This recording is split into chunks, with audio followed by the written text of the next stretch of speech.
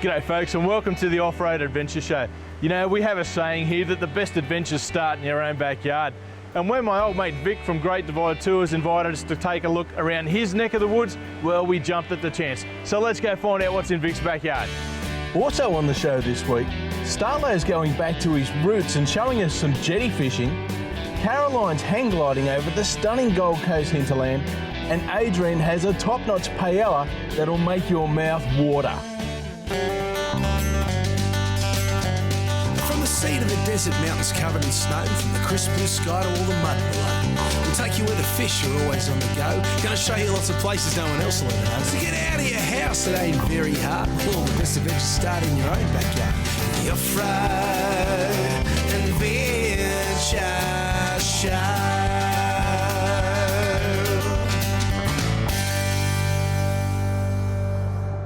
This week's adventure starts at Vic's four-wheel drive training centre in Braidwood. Vic's been telling me for years about this part of the world, so I'm well overdue to check it out. Well mate, you've been bugging me to come and check out your backyard for ages now. I'm here, what are we going to see? Well look, we're going to have a really good four-wheel drive track for you. We've got a great swimming hole and a really fantastic peaceful campsite. So let's get into it, eh? Let's go find Jamie. Not only is Vic a tag-along tour operator and driver trainer, but he's also an established four-wheel drive journalist and is regularly off-road testing the latest and greatest four-wheel drives. So when we threw him the keys to a new MUX hitched up with the Easy Trail camper trailer, he was more than happy to put them both through their paces. It's not long after heading off from Vic's place that we turn off the bitumen and make our way down to the Coorong Cascades. So Vic, we're approaching the Cascades now, mate. When did you first find out about this place? Yeah, Rick, look, I started exploring down around this area, would you believe, in the late 1980s, and came across this area and thought it was really good, and we started running some tag-along tours into the Cascades in the early 1990s. What's the best time of the year to come and visit this place, Vic? Yeah, look, autumn and spring are beaut. Winter gets really, really cold down here. I've had a -7 one night down this way. Not unlikely to get a bit of snow occasionally as well. All right, mate. Well, it's killer warm in the 60 and I'm as keen as for a swim, so let's get to these Cascades, eh? The Cascades are located in the Wadbilliga National Park. The park is 400 kilometres south of Sydney or 150 kilometres southeast of Canberra. It's not long before we pull into the car park, and I tell you what, it's a lucky thing. We've just pulled into the Cascades car park. We hopped out of the vehicles and fortunately Jamie looked down and saw one of the wheel nuts off Rick's car sitting right next to the front wheel. Closer inspection we can see that he's lost all but one of the wheel nuts. Now that often happens when you're out four-wheel driving. One wheel nut starts to work loose and it drops off, and it probably dropped off kilometres ago. And then all the others start to work loose and then they drop off pretty much in the last probably 100 metres or so. So look, it's not a real disaster. We're going to go for a walk back up the track and see if we can find those other wheel nuts and get ourselves out of this little spot of bother we're in. Well, we'll keep a keen eye out and hey, look at that, there's one right there. There you go, all right. Take a little walk and you'll find the wheel nut. We'll keep walking, we'll probably find a couple more yet, save the day.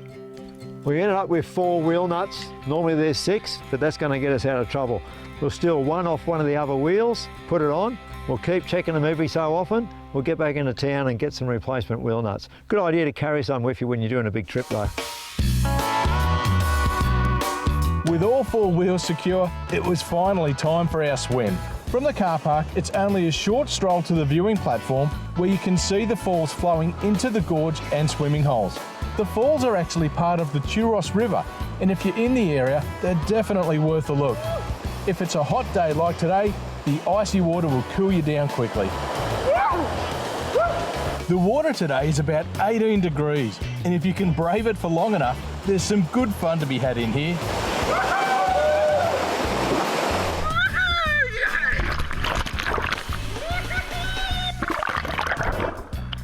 Some kids just never grow up.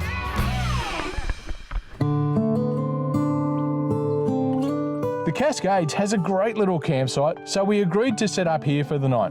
A cool change was predicted to come in overnight, so I think Vic was pretty happy to be bunked in the camper trailer. If you want to stay at the Cascades campsite, it's always a good idea to pre-book, as it can get busy in the warmer months.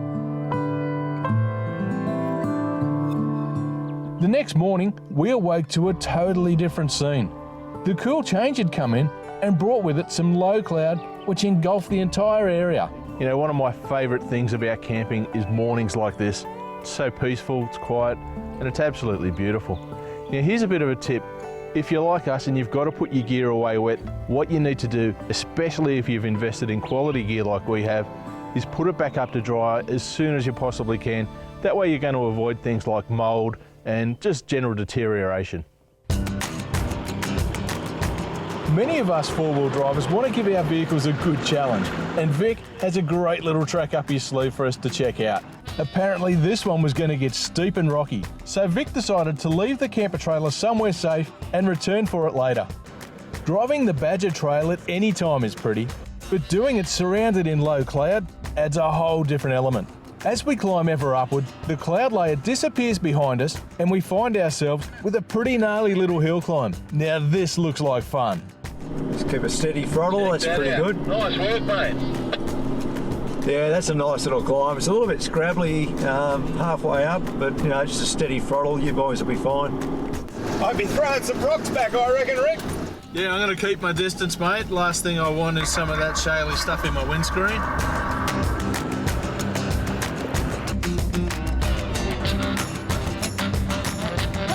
I love a track where you can't see the track.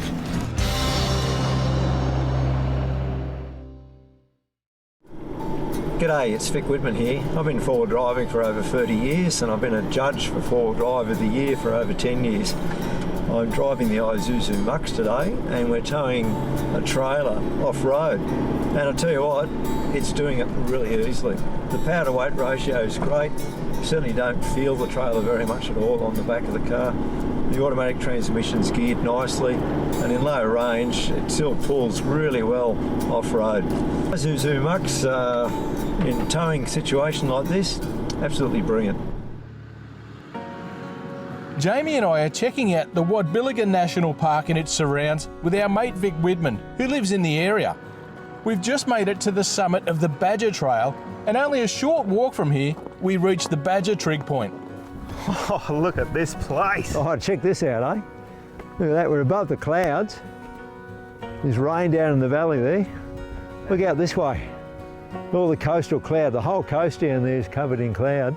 Absolutely beautiful. That is tremendous, isn't it? We're at 1355. 1355 metres above sea level. Yeah. That's high country stuff, isn't it?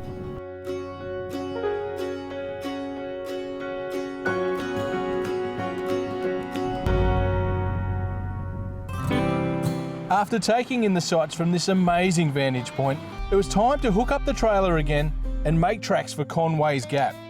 Conway's Gap is a steep and narrow track which descends almost 700 metres into the valley below. Okay guys, well the fog's come back in and we're starting to descend through Conway's Gap. Conway's Gap is the point where the road drops from the top of the range down into the valley below, down on the coastal section.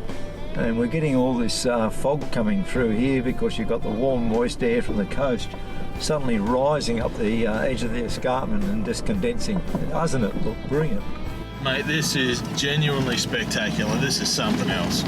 And that sure is a long way down on that side of us.